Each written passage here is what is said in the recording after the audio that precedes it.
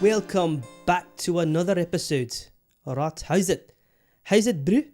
Welcome back to the house of Moody Vintage. I'd like to apologize for the exaggerated South African accent. Alright, but I hope everyone's doing well, huh? Welcome back. Sorry about that. I'll tell you why the South African accent, because one of the reasons is that I just saw the new Resident Evil series on Netflix. Okay, I have my thoughts on that. But anyways, some of it takes place in South Africa, and that's why it just popped into my head. So I try to do my best. Leonardo DiCaprio in Blood Diamond. So a little exaggerated there. But yeah, welcome back. Great to be back. It's episode 20, the House of Moody Vintage podcast. I'm excited. It's 20. It's a not really a milestone, but 20, it's a significant number. So I'm excited. I'm wearing my Lakers jersey today. I realized that I haven't worn, if you're watching this on YouTube, you can obviously see it, but I just realized I haven't worn it in quite some time, and maybe simply because, I bought this when LeBron had just signed on the team, and the new jerseys were out, so I had to get the LeBron 23 Lakers jersey, you know what I mean? And I haven't worn my Lakers jersey in a very long time. I think like 2 years ago, like even the season before, this past season, which was a fucking disappointment. That's probably why I haven't worn it. I didn't wear it at all last season. I was just so frustrated with the goddamn team. Anyway, so frustrated with a lot of things, sports-wise, Lakers, my Lakers are not doing. They were not doing good. They didn't do good last season. And of course, Manchester United continues to be a pain in the arse. That's a whole different goddamn discussion. And who else? My Yankees are doing fantastic. Always on top of the power rankings in the MLB. But again, they can dominate, but come playoff time, I don't know what's going to happen with the Yankees.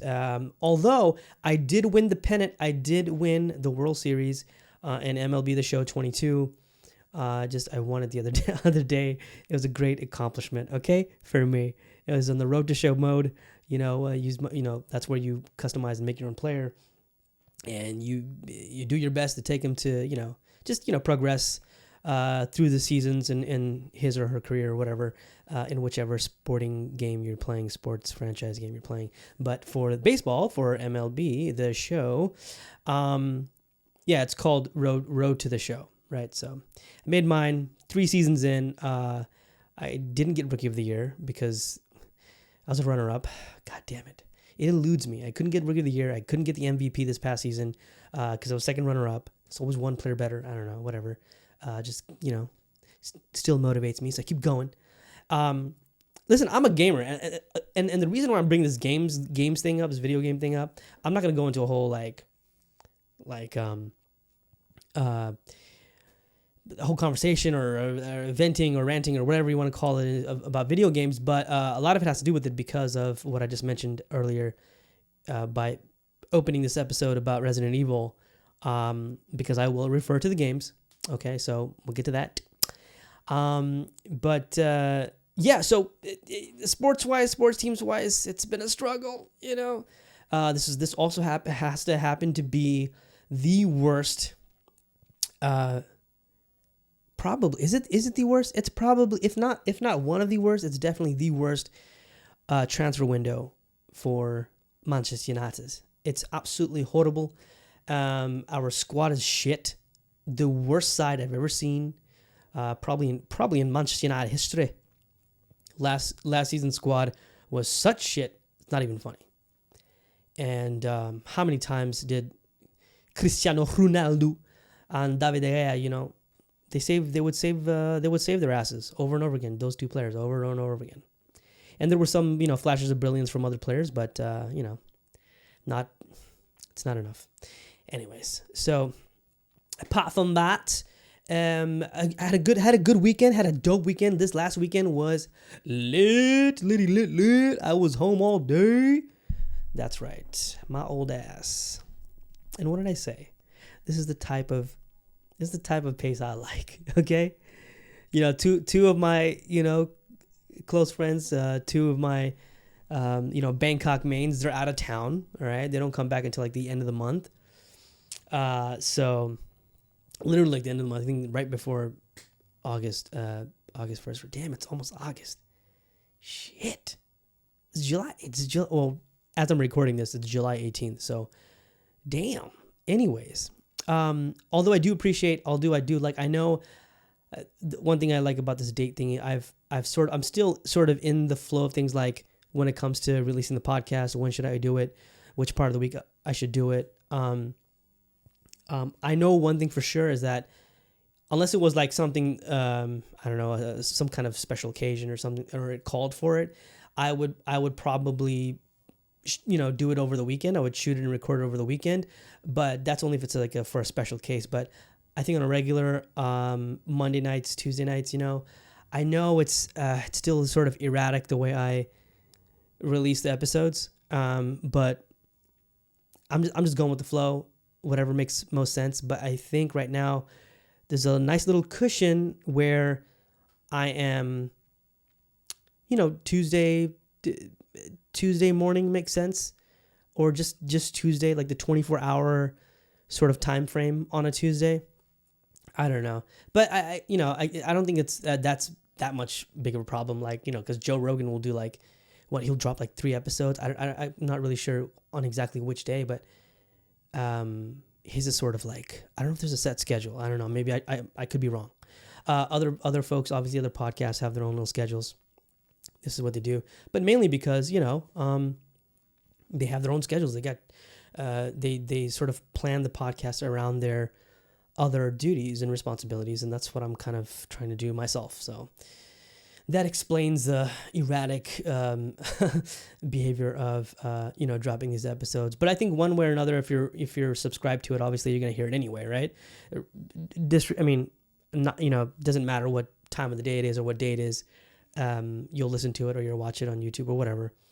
So that explains the whole date thing. And good weekend. I just stayed home, did nothing. I just played video games all day. I ate, I rested, I slept very well. I've been sleeping really well, mainly because in a couple of weeks my ass is gonna have to get up at 6:30 in the morning every fucking day, except Wednesdays and the weekends, of course. But yeah, I'm not looking forward to that. I'm a late morning person. You know what I mean? A late morning person. And when I say late, is like, I like, my sweet spot is like waking up at 9. Like 8:30 to 9 a.m. That's my sweet spot. That's when I like waking up. And so that's my little, that's how I like to, take on the day. It's a good one. But 6:30 is gonna be, please, there's I've had worse, right? There were times where I had to wake up at 5 in the morning every fucking day. So, it's not like I'm used to it. It's been a very long time where 6:30 in the morning is going to be a regular thing now for the next 3.5 months. But now with that said, that's what I did over the weekend. Didn't go anywhere, man. And it's nice. It's nice to not go anywhere. It's nice to sit on my ass on the couch and just, binge, like, I don't know, movies and TV shows and things like that. And then also I realized I sat there that one day and I was thinking to myself, the last time I actually read a book, when's the last time I actually read a book? I cannot remember. I honestly, maybe last year. Where I think, it probably was last year, early last year.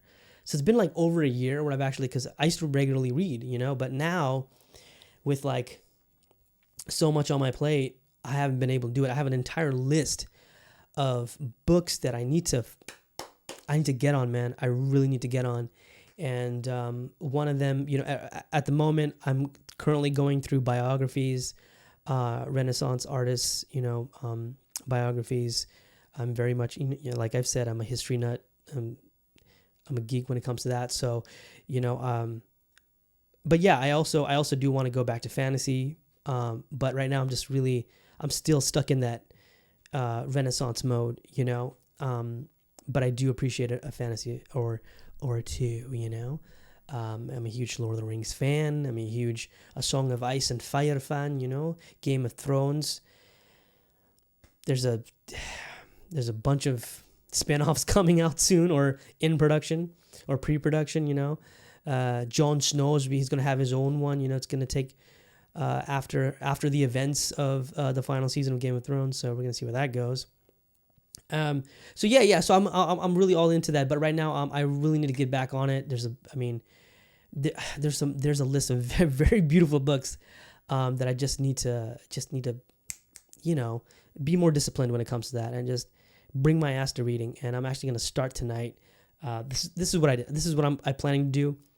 Sort of like, start slow, right? Just sort of go back into it in a good mode, because I know there are times where, especially if a book is so riveting and so just, it kind of grabs my attention from the get-go, I'm going to be completely engrossed, like through every episode, just submerge myself into the whole thing and just get lost. And I would read pages after pages after pages after pages, hours after hours, until it's like done. So, it's such a damn, if it's a damn good story, I'm going to be hooked and that's kind of a, that kind of derails the rest of my day. We're trying to be productive when I'm just getting, just read and some reads are tough. Some reads are tough. Some reads are time consuming in the sense like, it's a slow build up. It's worth it, and I appreciate it and I love it, but it may not have your attention as other books may have. But yeah, right now I'm just like lost in the whole Renaissance time frame and the period. It's actually one of my favorite, periods in history. So it's just really cool to get to know these wild and crazy ass, tales and real facts and real stories and real characters of the past and get lost in it. And it's been beautiful. So, but I need to get back into that. And I'm probably gonna, not probably. I shall start today, later at night. I figured, hey, set aside an hour before going to sleep, and then, just read until just read for an hour. It's not bad. I would love to read more than that, but I got shit to do, like sleep or play video games or watch movies and TV shows, all that other great stuff, and do me podcasts right now. So I might have multiple personalities. I don't know. I just dive into accents there. I apologize. But it's for entertainment, of course. Anyway, so with that said, right, going back to what I just mentioned earlier, the whole Resident Evil thing. The reason why I wanted to talk about this is because, so the series just came out. It's a Netflix original, came out. One thing I do, it's a very low rating on Rotten Tomatoes. I don't think it's as bad, okay? The critics rating, I think, is like around the 50s, 53 or something like that. The audience rating is very, very low. Now, I've only seen 3 episodes, okay? I think it's okay so far. I'm not a big fan of the movie franchise, okay? The reason for that is because of the first movie, when the first film came out. The reason is, I'm a huge fan. I was a huge fan back in the day when I actually had time to just, when it was just going to school and just playing video games or, playing sports outside with your friends, when the internet was just, just used for what? AIM chat, right? Or AM chat or I don't know, Zanga, right? Or even MySpace, but MySpace was like a little later in 04, 05. So I'm talking about this is the 90s, right? So the original game Resident Evil came out in 1996, okay, on PlayStation. I had the original PlayStation. Like I said, when I was much younger, all you had to worry about is just going to school or whatever. I was a big gamer. I was a huge gamer. I used to play the original Nintendo. When the first Game Boy came out, I bought the Game Boy, and my dad was he's really into tech as well. So he really appreciated that I had this sort of passion of like trying to adopt, trying to be an early adopter of these, these systems and these consoles. And even now, even today, now is like a video game console or a handheld video game, whatever. It's still a luxury. Okay. Obviously everyone knows that. having a video game console or handheld or whatever it is, or even a smartphone, is a luxury. It is. It's a luxury. So, I mean, smartphones. Yeah, it's more of a necessity now. Depending on the situation and the context, but it's not like a video game, right? Video games, it's definitely a luxury. That's a fucking luxury. So even then it was, but so a lot of the games weren't like, let's say, readily available. So when this game came out, when Resident Evil came out, the original name, of course, if you were to translate it directly from Japanese, it was called Biohazard. That was the original name, but marketing wise, not a good thing. If you're in the States, you're not gonna, name a game Biohazard. It's not that attractive, right? It's not attractive or enticing like Resident Evil. You know what I mean? Like Resident Evil. So, and the game was a first of its kind. Okay, it was a survival horror. That was the damn genre was created. This was the first game in that genre of survival horror. Keywords: survival horror. Keyword: horror. Okay, so that's why. My friend and I, right? My friend Jewel, it's great dude. We had such a great friendship growing up in junior high and in high school. So when the game came out, I was actually 11. I was 11 years old. So even though I had PlayStation, but Jewel and we hadn't. I guess we didn't have access to the game until maybe 2 years after. So we played it in '98. Right before, and which I maybe can't remember correctly or recall, but right before Resident Evil 2 came out, because Resident Evil 2 came out in '98. So we actually played it right before the sequel came out. So I was 13. I was in junior high. We were in junier high. We were both, I think, we were in the 7th grade when the game came out. Or sorry, when we actually played the game. And so one day we were just talking, and then I don't know how the game came up. And he was like, "Dude, you play Resident Evil?" I was like, "Yeah, dude, I fucking play Resident Evil. It's on PlayStation. It's like one of my favorite games." So we just really bonded over that. And we were friends before that, but we really bonded after that. We were such huge fans of Resident Evil. And when the first game, for people who don't know, maybe because we were 13 or something, but and maybe it would have been even worse when the game actually came out when we were 11. It might have been even worse. But when we played it, it was a scary fucking game. Survival horror, right? So that's something naturally we expected from the first film. We thought we were getting this game. We were getting a survival horror movie. That's not what Hollywood wanted to do. And that naturally, Jewel and I we were so, like, I don't want to say distraught, but disappointed, because we're like, what the fuck? Why did they ruin such a beautiful fucking game? Like, to us. And back then, this is when did the original Resident Evil movie come out? I don't even know. I know they did the films. So here it is from 2002, and they did 6 of them. Fuck that. 2002, man. Nah. Yeah, we were in high school. I was in high school. I think we were juniors in high school when the first movie came out. So, to our dismay, Jewel and I were like, what the fuck, man? They fucking ruined the franchise, dude.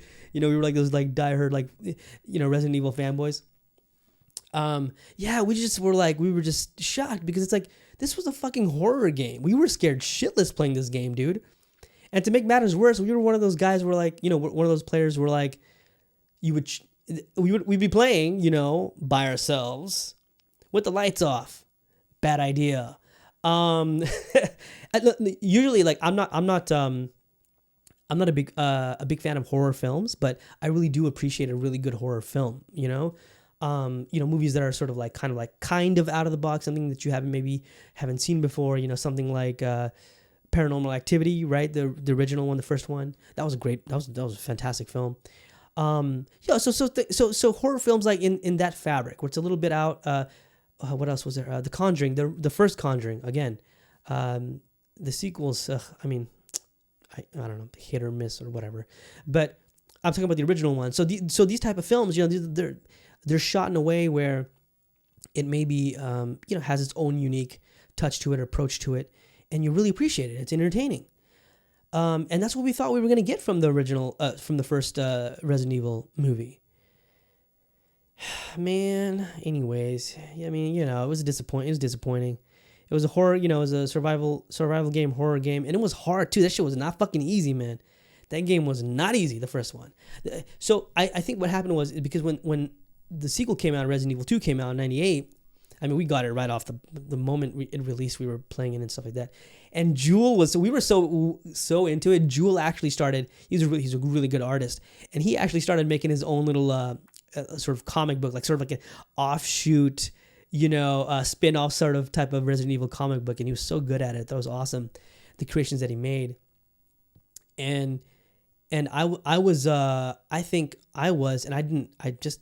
just realized this. So my contribution to that was the story, the storyline, which was, I didn't realize I was I'm not saying, oh my God, I was a writer, you know, although I do have a script that turned into a book, but I still have the scripts. Anyways, I'll get into that in a bit. So I didn't really know, because the thing is, like I said before, I really appreciate storytelling. I love storytelling. That's why I have this incredible affinity to, you know, just film. I grew up watching film. Film was my first passion, you know, and I'm still passionate about it. I know why aren't you in film school, so things like that. And I've had people, you know, in high school tell me, oh, you're a great storyteller, blah blah blah, and that you should do this and that. I'm like, I don't know. I guess I wasn't never. I don't know. I think I was just too lost into the actual art of filmmaking, whether it was in films, you know, in cinematic way, or in television, or what have you, right? So, and I didn't realize I was doing this, but I was actually contributing to the storyline in each of the comic book panels that he was creating and these characters that he was creating, and it was just really fun, and we were so into that, you know, Resident Evil kind of world thing. And so, given that, with that said, oh man, the show on Netflix, not great. I mean, it's not corny. I will say this: it's not corny. It's not cheesy. I haven't picked up on that. I think usually what happens is it gets corny, gets cheesy, sort of, you know, takes away from the I guess the essence of Resident Evil.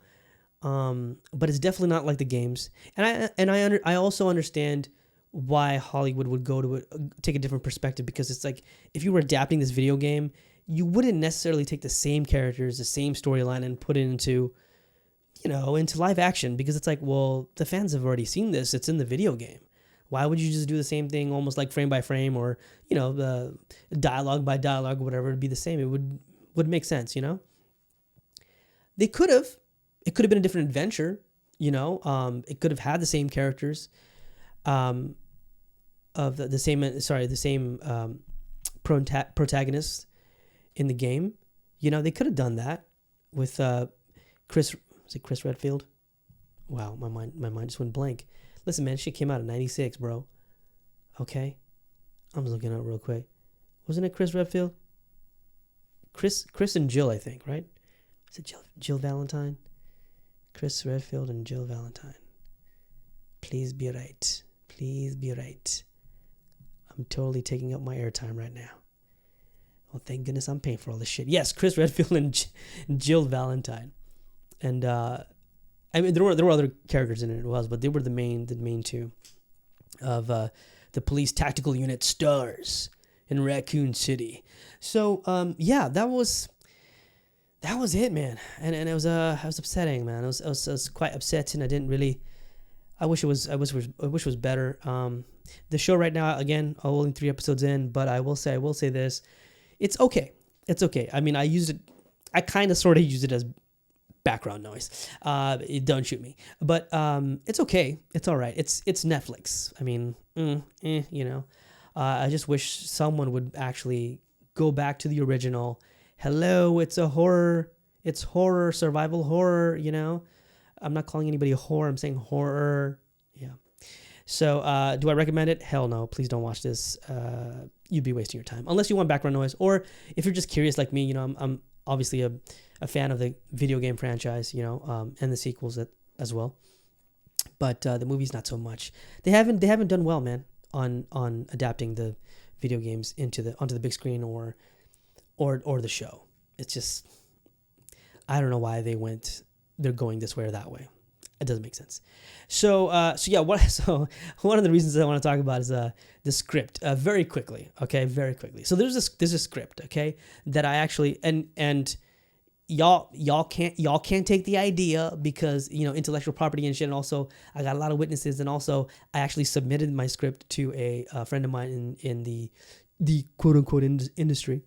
So he's also, I got proof, bitch. I got proof, basically. Okay, anyways, the title of my show, and now kind of turned into a novel, is Excommunications. Oh, you're like, oh my God, yes. What? Excommunications. It's sort of a word. It's sort of a wordplay, right? Because excommunication is actually a term that is used in the in the church, the Catholic Church. Isn't it? Yes. Just double checking. So to be excommunicated, right? It means that to officially exclude someone from participation in the sacraments and services of the Christian Church, right? So, for example, Martin Luther was excommunicated by the Pope. So I took excommunicated or excommunications, and I took excommunicated and turned it into excommunications because it's like EX, that takes care of my ex-girlfriends. Oh, you see where I'm going with this? That took care of my tales and my tales, trials, and tribulations with my past relationships. And of course, there is a hint of a lot of fictional elements, because it's for entertainment purposes. So I really blur the lines between reality and a lot of fake shit, right? The characters are not made up, but they're inspired by real people, but of course not their real names, all the usual fictional adaptation stuff. And so I was inspired. I'm a big fan of the show Entourage. So I was like, yo, dude, I can make something similar to this, but with a completely different take, where it's not about celebridom or, being a big movie star or shit like that. But this was about misadventures that you would, or that I got into with my ex-girlfriends or, women that I hooked up with, that kind of shit. So, so I just put those two together, and I wrote and then I sort of turned those stories into a book, and I just wrote it, and I think I'm 12, 13 chapters in. I haven't gone back into it. I need to get back into it. There's a lot of juicy details in there. Wouldn't y'all like to know? But only a few select people have actually seen the manuscript for that book. Oh, it's not even a book. My story, whatever. I still have the original scripts for the TV show, for the television series, and I also have the manuscript for the book. I don't know when I'm gonna finish it. I don't know. I gotta be honest with you, okay? But there's a lot of good shit in it. It's entertaining, and I think a lot of people would relate and also be like, oh, "What? You did this? You did that?" But then you wouldn't be able to tell if this shit was real or not. Because like I said, there's a lot of fictional shit in there. Like a lot of fictional elements, just spice it in there to make it seem like, this could be real life. It could be true. Could be not. You might have done worse, right? That too. Or you'd be like, oh, I remember that. I did that back in the day, blah, blah, blah, and that. So there's a lot of details in there in that book, and chapters dedicated to each and one. Let me put it this way. Each and one young lady that I have been intimate with. Okay. So that's excommunication. Anyways, with that said, ladies and gentlemen, I'm going to wrap things up here. That was episode 20. I know it's a little shorter this time around, but it is what it is, ladies and gentlemen. This is episode 20. I hope everyone's doing all right, doing well. Please take care of yourselves as usual. Okay, treat yourselves, be kind to yourselves. I say all this stuff to be, well, number one, me, positive energy, get it out there. All right, sending you all the great vibes, the positive energy, and also it's kind of a reminder. I'm talking to myself, yo, dude, be kind to yourself. be a little gentle with yourself if you're too hard on yourself. With that said, yeah, looking forward to the upcoming week. Again, kind of not really looking forward to the weekend. Not really, because another very good friend of mine, close friend of mine, who's freaking leaving, another person leaving. This one's not on a trip. This one's actually going for she's going for good. And anyways, god damn it, she's going to Australia, mate. She's going to Australia, down under. I think she's going to Sydney, right? I think she's going to Sydney or Melbourne. I don't know, one of the cities down there. Again, excuse me for my very exaggerated Australian accent. Now I've gone Irish. I don't know what's going on. But yeah, so she's going there. I got to see her on Saturday before she leaves. Man, it's going to be bittersweet. It's going to be emotional. I got to emotionally prepare myself. Again, all these close people are leaving. But, I think a lot of us are in my little friend circle. We're in very transitional phases of our lives. So that's why these moves are happening. But, at the end of the day, I'm happy for them. I love them. It's great, greater opportunities, the next stage of their life. And it's not like we're going to stop being in touch. We're just, going about our own business. That's life, man. That's what happens in life. And we just do our best to keep things tight and keep those bonds stronger and communicate. Key. That's very fucking key for any kind of relationship. Doesn't matter if it's a marriage or whatever. Communication. Anyways, with that said, yeah, please take care of yourselves. Have a great week, the rest of the week, and see y'all after the weekend. And I'll see if next episode I'll let you know if I've cried over the weekend with the departure of my friend. Departure isn't going to Australia. She's still alive. Thank goodness. Anyways, I'm out this piece. Peace out.